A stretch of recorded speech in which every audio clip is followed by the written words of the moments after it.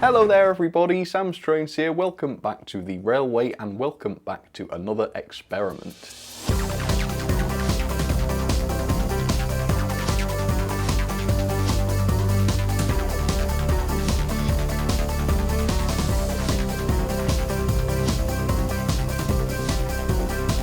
So the other day, the thought occurred to me that I might be able to modify some of my steam locomotives to give them different numbers of driving wheels, thus of course changing their wheel configurations. Now, before you panic that I'm about to destroy half of my collection, I should say the modifications I have in mind are not going to be permanent. They should be very, very temporary, and I should be able to reset each of these locomotives back to their original states. But I'm really, really interested to see what happens here. First of all, will these locomotives actually still work after I've modified them? I don't know, I haven't tested them yet. And second of all, how will their performance change? Will they have the same pulling power that they did before? Will it go down?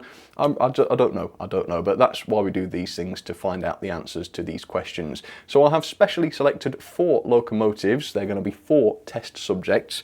Here comes the first one now. This is the Bachmann 1P. Of course, originally and in its current state, this is a 044 tank engine, meaning that it has no non-driven wheels at the front, 4 driving wheels, and then 4 non-driven wheels at the back. And before I do anything, I've tested the pulling power of this locomotive. In the current configuration, the pulling power is 0.16 newtons, so we'll have to see how that changes when I modify the locomotive. Speaking of the modifications, I'm going to turn this locomotive into a single wheeler, so it's going to have a 2-2-4 wheel configuration. So let's get this onto the bench, let's get it ready for its surgery, and then it will be really interesting to see how this works. Okay, it's going to become a single wheeler tank engine. I'm really excited for this. Let's give it a try. Some of today's modifications are going to be really quite fiddly and involved, but I've started off deliberately with a much simpler one, because all I've got to do with the 1P to turn this into a single wheeler is of course to just remove the coupling rods, and that will be all. So I'm going to start with that. Hopefully this will be nice and easy and we'll see how it runs as a single wheeler. And there we go, fascinating. We have the 1P as a single wheeler. Obviously this one doesn't look too dramatically different, although of course we now have a non-driven axle here and we have just the one driven axle in the centre. So technically this is now a single wheeler. Let's get this down onto the track and find out whether it's going to work. Let's bung this onto the track then, and I guess first of all I should make some predictions. So prediction 1, will the thing still work?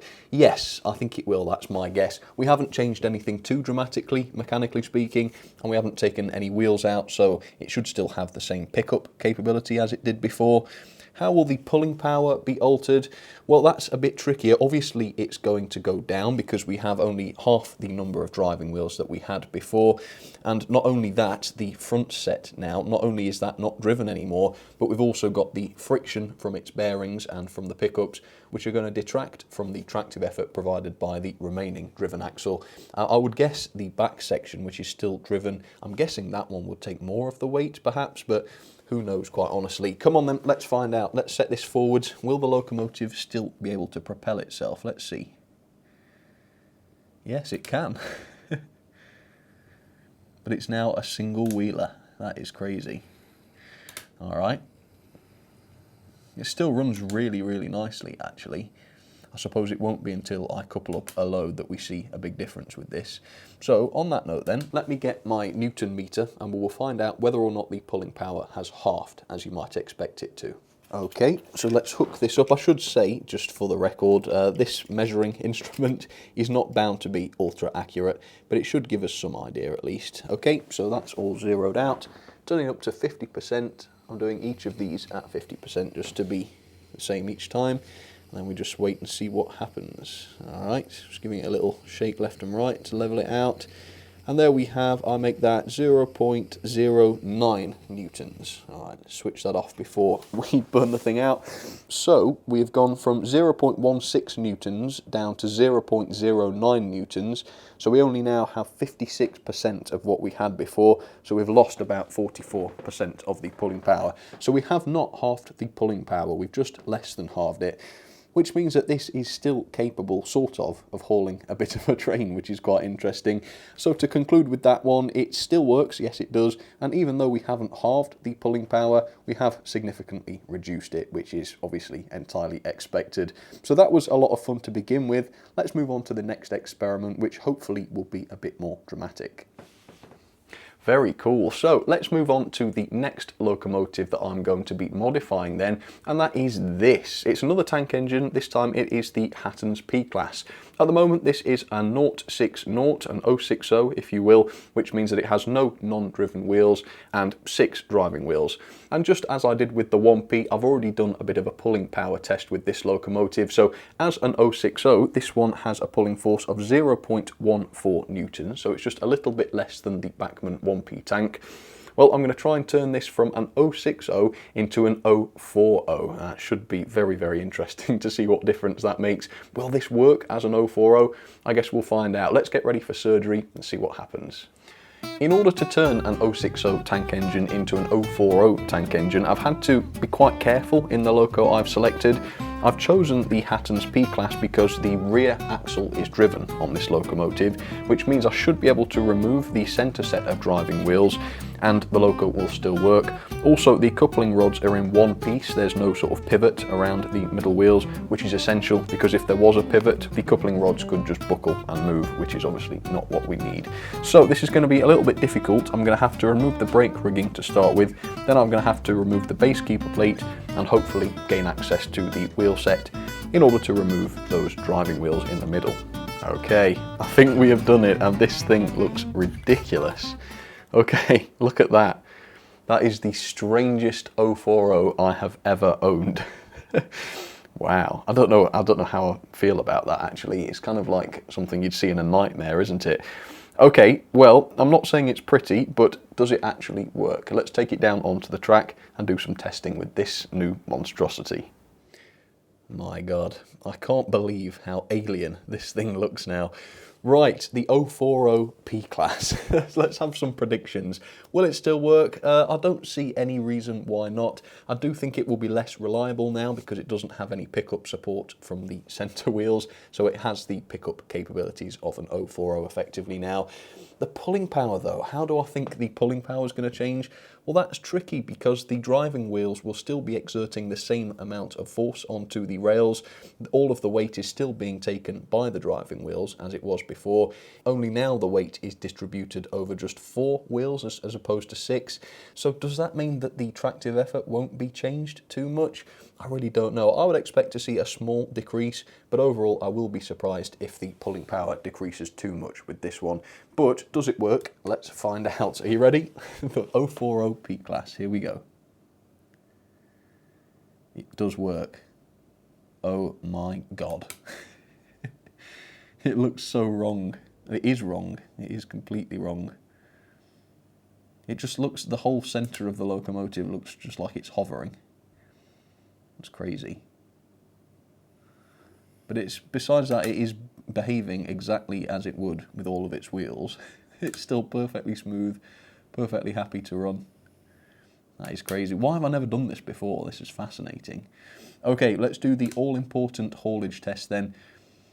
Have we crippled this locomotive's pulling abilities? Okay, so 0.14 newtons was the old pulling force. So let's find out what it is now. Let's make sure this is set up exactly as it was. Okay, and up to 50% speed. There we are. I'll give this, oh, it's stuck. There we are, it's loose now. Give this a little jiggle. Get it up to what it was before. And I tell you what, that is just shy. I mean, if we round it, that would still be 0.14. It's just below the mark, but yeah, oh no, it is there now. Wow, so we haven't changed the pulling power at all. It's entirely unchanged, which means, at least in model form, having more driving wheels doesn't necessarily increase the tractive effort, which is pretty interesting. I would have thought there would be more friction between the wheels and the rails with more driving wheels. However, I suppose because we have more weight pushing down on each of these driving wheels now, that the difference is just kind of balanced out. So that is fascinating, and as you can see, this can still haul, well, exactly the same load that it could before. Absolutely fascinating. Let's move on then. Next up then, let's try a slightly larger locomotive. It's still a tank engine, but don't worry, I will do a tender engine later on. So this one is the Oxford N7 tank engine, and I've chosen this one because, well, it has an unusual wheel configuration. This is a 0.62, and it's also really, really heavy. So the effect on the pulling power of this locomotive should be very, very interesting. As always, I've done some tests with this as it is out of the box. So this has a pulling force of 0.33 newtons, which is the highest we've seen so far.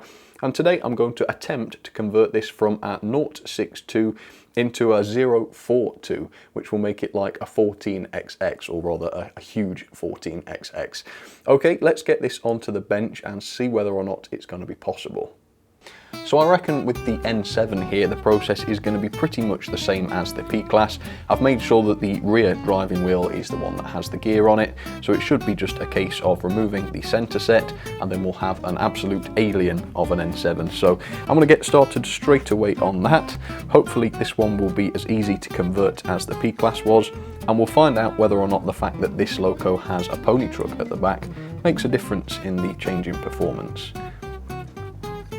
Okay folks, I think it is done. Are you ready to see this one? Here we have it. This is the N7 in the 042 wheel configuration. So it's like the 1400s big ugly brother or something. Yeah, that is really quite hideous, isn't it? Look at the spacing there between the driving wheels. If this works, that is going to look insane. Well, let's find out. Let's get it onto the track. So I do think this looks even weirder than the P-Class did. I suppose I've essentially done the same thing as with the P-Class, but obviously because this loco is so much larger, the gap between the two driven wheels is so much larger.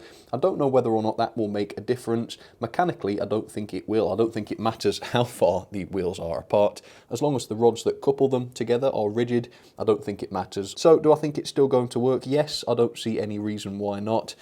Is the pulling power going to be reduced? Well, based on the results from the P-Class, I would say not, although this is going to be quite useful to verify whether or not that is always the case. Is the rear pony going to make any difference? No, I don't think so. I don't think the loss of the middle driving wheels will mean that any more weight is put onto that rear pony truck, but I could be wrong. Anyway, let's find out. Will the loco still work without its middle driving wheels? Let's see. Yes. And it looks ultra bizarre. I think because the coupling rods are painted red, they stand out a little bit more. Wow, that is really bizarre. But it still appears to be working just as well as it was when it had all of its wheels. That is really, really strange, isn't it? Okay, so that's fine. Again, just like the P-Class, I expect this will be a little bit less reliable on points. Is it going to cut out maybe? No, so even that is not the case. Again, we've got a huge wheelbase here though, so, oh, there we go. Forget it, yes, it has made it less reliable. Right, come on then, pulling power. If this is the same as the P-Class, it won't be too different. Right, so the original tractive effort was 0.33 newtons, so I'm expecting it to be more or less exactly that, or perhaps just a bit less, as the P-Class was, but not noticeably so. Right. Up to 50%, let's give this a little nudge. There we go. Yeah, look at that, it's exactly the same. In fact, that's going up. It's going up, it's gone to 0.345. 0.3, it's gone up to 0.36. What? After the video's finished and I convert these locomotives back to their native wheel arrangement, I will test this again and then put a message up on the screen to let you know whether or not it is an anomaly. But right now, let's turn this back up to 50% speed. 0.3. If I don't touch it at all, it goes to, it's climbing again. 0.33, 0.34. Oh, it is now staying at around the 0.33 mark. So yet again, I reckon it is just the inaccuracy then of this Newton meter. Yet again, we haven't really seen an appreciable decrease in the pulling ability of this loco, even though we've just axed out two of its driving wheels, which is fascinating. So as you can see, yes, its pulling abilities are not harmed. It still handles plenty of coaches without any problems at all. Very, very interesting. Okay, we still have one loco left to go. Let me show you what the plan is with that one. Right, you'll be pleased to know that I've saved the most dramatic transformation until last. We're going for a tender engine, but not just any old tender engine. It's an absolutely gigantic tender engine. So it is the BR Standard Class 8, the Duke of Gloucester. At the moment, this loco is a Pacific, as you can see, so it's a 462. It's a really powerful locomotive straight out of the box, as you can see. This has a pulling force of 0.44 newtons as a Pacific, and this transformation, like I say, is going to be very dramatic. I'm going to change this from a Pacific into a 440. So we're going to be keeping the front bogie here. We're going to be changing the number of driving wheels down to 4, and if the loco will still balance, we'll try and remove the rear pony truck. So let's get this ready for surgery and find out how this Duke of Gloucester locomotive will behave as a 440. And this will actually be, if it works, the largest 440 I've ever tried to run. So let's give that a try. So the Duke of Gloucester is going to be the biggest challenge so far. As you can see, it is the rear set of driving wheels here that is driven with the gear, which means that we're going to have to take out one of these two axles or wheels in order to turn this into a 440. The problem with taking out the centre set, as I have done so far, is that the valve gear and such and the cylinders are coupled to that, and I don't really want to interfere with that too much, so I'm thinking I'll have to take out the front set here. Is that going to introduce any balance issues? Possibly. Also, there's a nice screw here around the rear pony, so I'm hoping that will allow me to just remove the rear pony truck so that we can say that this is a 440. Okay, wish me luck. Let's see if this actually works. The interesting thing, I suppose, is if I left this set of driving wheels in that I'm disconnecting, we could have a 642 or a 640. That might be interesting, but I'm not going to do that because I think it would be cooler to take out those driving wheels. And also bear in mind, we're going to have coupling rods just hanging loose. I'm hoping they're not going to catch on the rest of the valve gear. If they do, this experiment might actually fail. So we'll just have to see what happens with that. Right, I think it's done. Are you ready to see it? This is the 440 version of the Duke of Gloucester Standard Class 8. God, that is actually terrifying to look at. Look at the state of that. It almost looks, I think this is the most semi-believable one we've seen so far. Is it going to balance though? I reckon the front bogie is going to be taking a lot more weight than normal. Depends how the locomotive is balanced normally. Maybe those two driving wheels will still hold most of the weight. We'll have to wait and see on that one. I think I'm the least sure about this one. Is this going to work? Who knows? Let's go and test it. So this is definitely the one that I am most... Yeah, for some reason it toots its head off as soon as you put it on the track. I don't know why that is. As I say, this is the one I'm most interested in. It's also the one I'm most worried about because we've got these rods which are just sort of floating loose. They are supported, the coupling rods are a single piece, but it's just, are they going to clash with the piston assemblies and the valve gear? I'm not sure. We'll have to find out. As you can see, the loco is still balanced. I mean, if I pull it forwards, you can see it really doesn't take much to pull it back. But if I keep my hands away, it does sit back on both sets of driving wheels, although probably this front bogie is taking more weight than usual. And no doubt if we do introduce a gradient or whatever, it's going to be very easy for this loco to rock on that sort of front set of driving wheels. And possibly we'll get some variation in traction. So predictions then, is it going to work? I really don't know. Yes, I think it probably will on straight track. Curves though really could upset it. I'm not sure about that. Is the pulling power going to be reduced? 0.44 newtons is what I had before with this. I'll be really interested to know whether this one goes up a little bit. I mean, I'm not sure whether that was just, like I say, it could have been just the tools I was using. But if this one does it too, that could actually suggest that there's something else going on. Right, let's see. Takes a while for this to speed up to the optimum half speed, so we'll let it do that. We're at 0.42, 0.43. There we are, it seems to be going, yep, it's resting now at 0.44. It's gone up to 0.45, 0.46. Oh, I think has it derailed? Yeah, something strange is happening. Let's stop. Please stop. Why isn't it stopping? Why doesn't Hornby's controller stop when you tell it to? It's not stopping. Press the emergency stop. No, that's not stopping. What's happening? I'll have to pull it off the track. Well, that's embarrassing for Hornby, isn't it? The emergency stop does nothing. Goodness sake. Yeah, I don't know what happened there. Something's gone wrong with the controller or the decoder or something there. It's just horrible software again, isn't it, that? So again, the result seems to be at least no appreciable decrease in the tractive effort. It seemed to go up very, very slightly, but again, maybe I just didn't measure it right in the beginning. One thing that is definitely true though is that this is no weaker now that it has fewer driving wheels, which suggests that yes, it is still the driving wheels that are taking the same amount of weight before. Right, let's hook this up to some coaches then and find out what happens on a curve. I'm really worried about this. I think it's going to jam up the valve gear, so I'm going to have to hope that emergency stop works a bit better this time. Okay, so it doesn't look very stable, so that's one difference that I've noticed. But yeah, it's working. It is working. It is kind of bucking like a Bronco. Look at that. It's really sort of not stable at all, is it? So it's lost a lot of its balance, but it hasn't lost a lot of its traction, which is really impressive. So there we go. That is the experiment done. I guess I've got to try and think about what I've learned from this then. I don't know about you, but I found that absolutely fascinating. So the apparent conclusion would be that the number of driving wheels on a locomotive doesn't actually make much of a difference to the tractive effort. What seems to matter is the total amount of weight supported by the driving wheels, no matter how many of them there are. And I think the best example of that, the locomotive that showed that best, was the Hatton's P-Class here, because the tractive effort was exactly the same after I removed 1/3 of its driving wheels.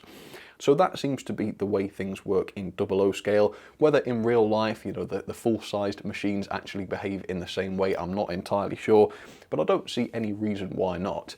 Anyway, the big question that follows from that then is why did they bother to build locomotives with 4, 6, 8 or even 10 driving wheels? Why didn't they just build single wheelers and make them bigger and bigger? Well, I think the answer comes down to practicality and reliability. I mean, can you imagine a single wheeler the size of a 9F perhaps, or the size of a Class 8, the Duke of Gloucester? The sheer amount of weight on that pair of driving wheels would be absolutely insane. I mean, the bearings holding those driving wheels, they would be shot to pieces before very long, wouldn't they? And of course you'd have all of that weight focused on just one point of the track as well, which would destroy the track. So when the chief mechanical engineers of yesteryear started to produce larger locomotives, they didn't add more driving wheels to increase the traction. They added those wheels so that the weight could be distributed among more wheels and therefore the overall weight could be increased. So I think that's a pretty reasonable and interesting conclusion to draw from this video. I mean, obviously people will have known this already. This is not sort of original research, but I think it was quite nice to actually prove that that is the case using models. So there we go. Thank you so much for watching. I guess I've got to rebuild the jigsaw puzzles that I've taken to pieces in order to make this video, but I think it was worth it. I had a lot of fun and I hope you did as well, and hopefully you learned something too. I don't know.